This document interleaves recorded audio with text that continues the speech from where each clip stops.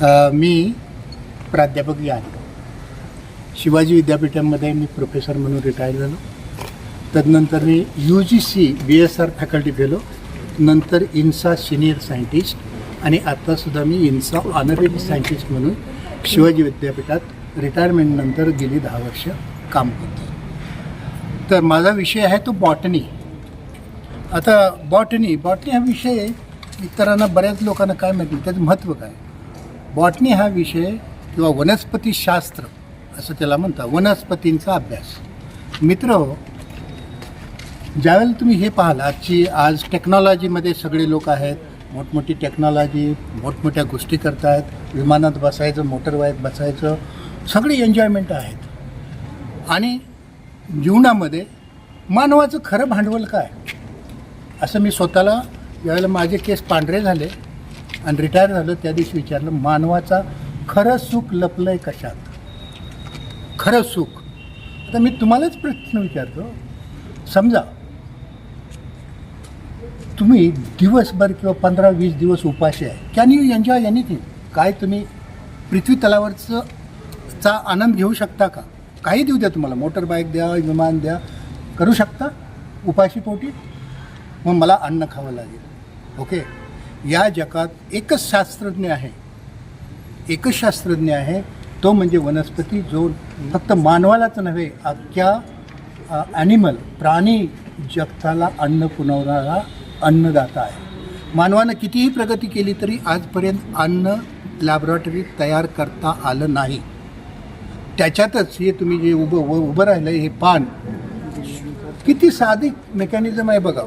जमिनीतनं पाणी घेतं, ओके, सूर्यापासून सूर्यप्रकाश आणि हवेतनं कार्बन डायऑक्साईड, एवढ्या छोट्याशा भांडवलावर जगाला लागणारं अन्न पुरवणारा हे आहे. कोण याच्यापेक्षा मोठा सायंटिस्ट आहे? साधं एक कारखाना काढला तर अख्खं गाव किती घाण होतं आहे ते तुम्हाला माहीत. नंबर 1. नंबर 2, समजा आम्हाला कुणालाही, एखाद्या माणसाला कुणाला रोग होऊ नये, पण कॅन्सरसारखा दुर्लभ, TB सारखा आजार झाला आहे, तो कधी एन्जॉय करू शकेल का जीवन?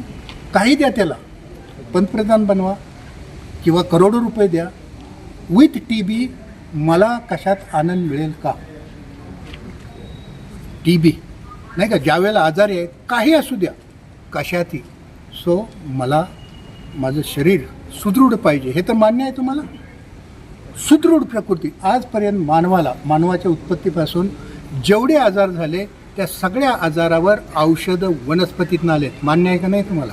आयुर्वेद आपला भारताचं माहीत आहे. सगळे औषधं म्हणजे माझं पोट, माझी प्रकृती, ओके, आरोग्य, वनस्पतीच बघतात. आज मी जे उभा आहे किंवा तुम्ही उभे आहात, तुम्ही कसे एवढे मोठे झाला? वनस्पतीच खाऊन ना, दुसरं काही खाल्लेलं नाही. म्हणजे या वनस्पती मांसाच्या आणि हाडाच्या स्वरूपात आहेत. त्यामुळेच आपण आहे, म्हणजे आपलं एक्झिस्ट, आपण इथं पृथ्वी तलावर एक्झिस्ट करतो बिकॉज ऑफ प्लांटमुळंच करतो, हे तुमच्या लक्षात. 3, आज आपण वार्ता करतोय तुमच्याशी, मी बोलतोय आनंदानं, तुम्ही माझ्याकडे बघताय, रिॲक्शन घेताय. त्याच्यासाठी तुम्हाला जिवंत असावं लागेल ना, आणि जिवंत असायला श्वासोश्वास घ्यावा लागेल, नाही का? ऑक्सिजन कोण तयार करतं? ऑक्सिजनच्या बॉटल तुम्हाला माहीत आहे, पाठीमागं ज्या वेळेला कोविड आला, ऑक्सिजनची सिलेंडर मिळत नव्हती, हा ऑक्सिजन हे तयार करतो. हे पाठीमागं माझ्या जे झाड उभं आहे, एका वर्षात किती लाखाचं काम करतं तुम्हाला माहीत आहे? हे झाड किती काम करतं?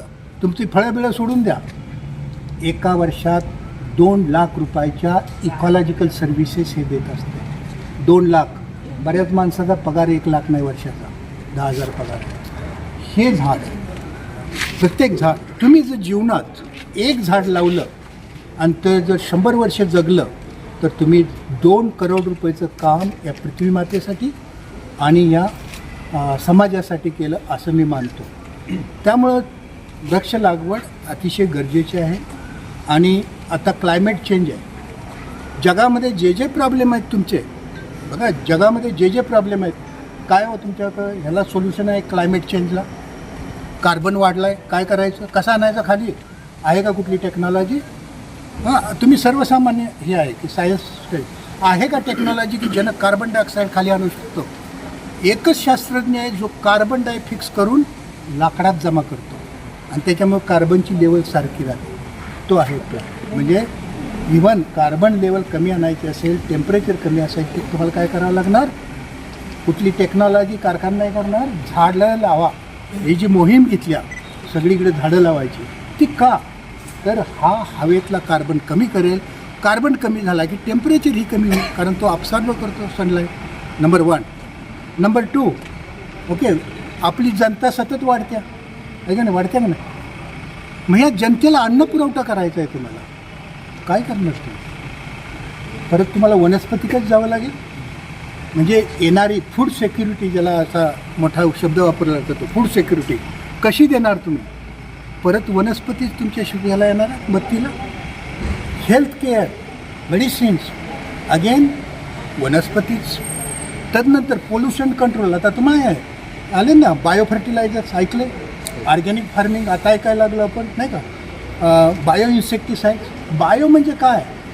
वनस्पती पण केलेलं. कृत्रिमचं आम्ही सगळं भोगलं, आता परत बायोलॉजीकडे लोक यायला. याचा अर्थ असा आहे की पृथ्वीवरचे जेवढे आपले प्रॉब्लेम आहेत त्याला जर काही सोल्युशन असतील तर ती वनस्पतीत आहे, बायोलॉजीमध्ये आहे, टेक्नॉलॉजीमध्ये नाहीत. टेक्नॉलॉजी आपलं जीवन आनंदी करू शकतं, सुखमय करू शकतं, but it cannot sustain our life. आपलं लाईफ सस्टेन करू शकत नाही. सर, आता हे हरित धाराशिव उपक्रम सुरू आहे धाराशिव. आज आपण काय घेतलं, काय प्रशिक्षण दिलेलं आहे? आजचा कार्यक्रम काय होता? आज सकाळी आम्ही सर्वप्रथम एडसीला गेलो. एडसीला गेल्यानंतर तिथं डायव्हर्सिटी काय, प्लांट डायव्हर्सिटी, ते बघत असताना असं लक्षात आलं की अनेक प्लांट्स, ओके, ड्राय रिजनचे तिथं आहेत ते पाहिले. त्याच्यावर आम्ही चर्चा केली. तिथली माळरान आहे, त्या माळरानावर, त्या माळरानातली ती एक परिसंस्था आहे, त्याच्यात एक वेगळी प्लांट्स आहेत. तर आम्ही विचार केला की बाबा एडसीमध्ये काय प्लांट आहेत, आहे का आमच्याकडे डाटा? आत्ताच मी माझ्या बोटॅनिस्टशी बोलत होतो की आपल्याकडे त्याचं एक पुस्तक असायला की ही एवढी प्लांट आहेत. आता आपण जे हे करतो ना की 50 वर्षापूर्वी एडसीला काय होतं सांगता? आहे का तुमच्याकडे काय डॉक्युमेंट?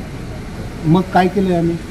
म्हणून मी यांना विनंती केली की बाबा एडसीची बायोडायव्हर्सिटी डॉक्युमेंट करा, म्हणजे आणखीन 50 वर्षानं त्याच्यात काय बदल झाला सांगता येईल.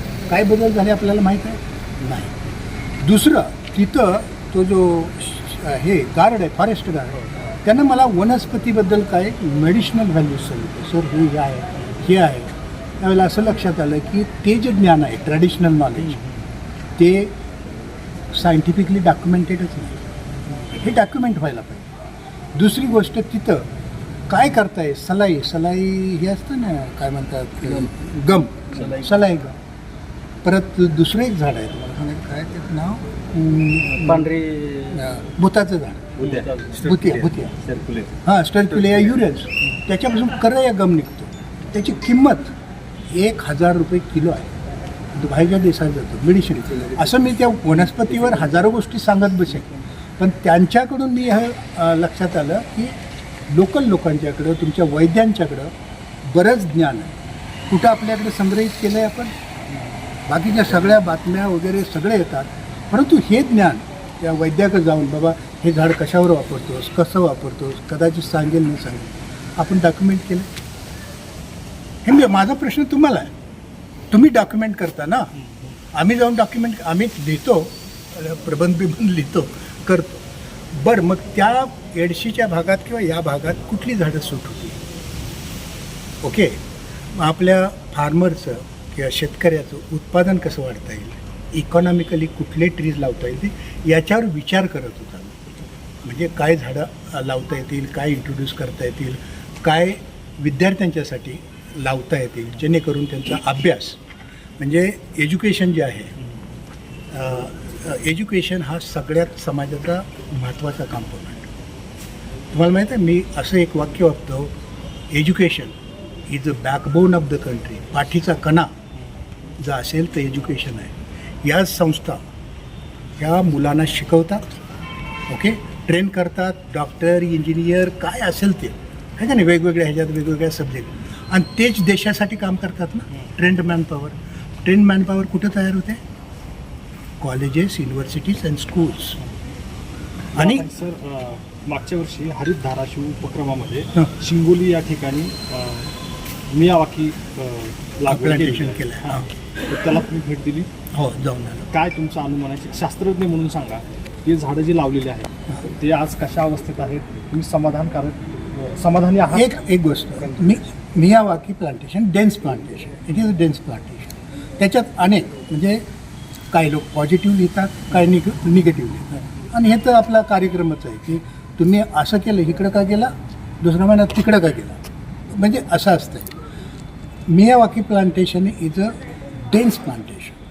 ज्यावेळेला डेन्स प्लांटेशन करतो की there is a competition among the species, म्हणजे एकमेकाची त्या न्यूट्रँटसाठी असेल, पाण्यासाठी असेल, ऑक्सिजनसाठी असेल, स्पेससाठी असेल, तर त्यामुळं दे कॉम्पिट विथ इच अदर आणि ते टॉल ट्रीज बोल होतात. ओके, आता आपण जर समजा 25 स्पेसीज त्या एका ह्याच्यात लावले असतील, कदाचित 5 वर्षातनं त्यातले काही स्पेसीज जे कॉम्पीट करू शकणार नाहीत, they will not be.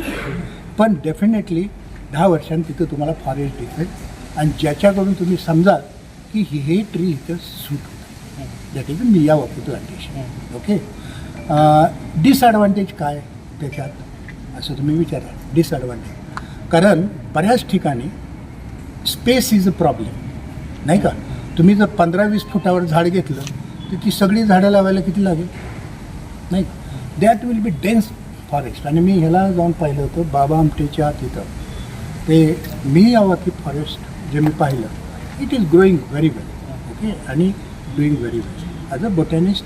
I don't fine. माझा प्रश्न हा होता की शास्त्रज्ञ म्हणून आपण जे मियावाकीचं प्लांटेशन पाहिलं, हां, तर तुम्ही समाधानी आहात? Yes, absolutely. म्हणून तेच सांगितलं की तुम्हाला त्याची ही दिली उत्तर. कुणी काय प्रश्न विचारतील, I am very happy, satisfied with the plantation. Sir, वाघांची संख्या कमी झाली म्हणून केंद्र सरकार आणि राज्य सरकार सेव्ह टायगर मोहीम राबवते. एक बायोलॉजिस्ट म्हणून तुम्हाला काय वाटतं? सर, हा प्रश्न मला 25 वर्षापूर्वी मला एका मिटिंगला बोलवलं होतं नागपूरमध्ये. सेंट्रल गव्हर्नमेंटची मीटिंग होती. सेंट्रल गव्हर्नमेंटच्या मीटिंगमध्ये त्यांनी मला बोलवलं होतं की बाबा ह्या प्लॅनमध्ये 3रा 4था प्लॅन काहीतरी होईल, कुठल्या विषयावर किती पैसे खर्च करावे, जो काही आपला फंड आहे तो. तर कुणी सांगितलं तुमचा टायगर, कुणी सांगितलं काळवीट, कुणी सांगितलं गवा, कुणी सांगितलं ऑर्किड, कुणी सांगितलं आणखीन काय. आणि मी त्यावेळेला यंगच होतो तुमच्या जागा. मी म्हटलं की काही अमाऊंट गवताच्या रिसर्चवर खर्च व्हावी असं मला वाटतं. सगळे ते मला हसले, सगळे हसले. तुम्ही जे प्रश्न विचारला आहे व्हेरी क्रिटिकल क्वेश्चन, सगळे हसले. ते म्हणाले काय ते येण्यासारखं गवताचं काही रिसर्च करायचं. आपण त्याला taken for granted. Remember, grasses आपण त्याला राईडसाठी घेतो. मानवाच्या 80% गरजा गवतात नाही जातात. किती?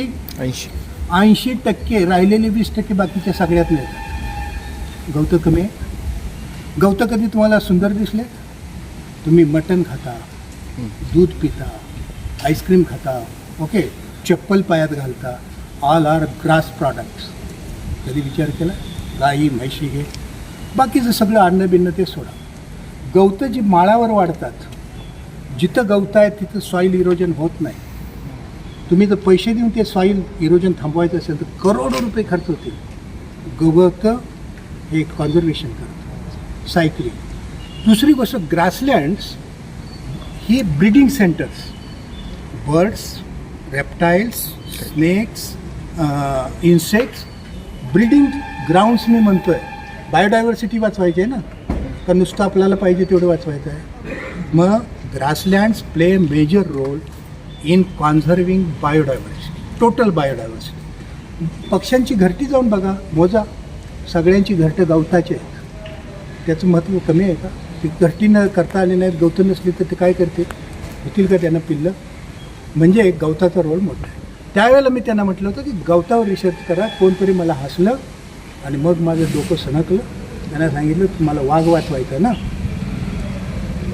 वाघ बिना हरणाचा वाचवाल का हो? नाही. हरणं बिना गवताची राहतील का हो? नाही. म्हटलं माझी ग्रासलँड वाचवा, त्यावेळेला तुम्हाला वाघ वाचवता. वाघ वाचवता येईल हे मी त्यावेळेला बोललेलं आहे. याच्यातून मला वाटतं तुम्हाला मेसेज मिळाला असेल काय म्हणायचं. ओके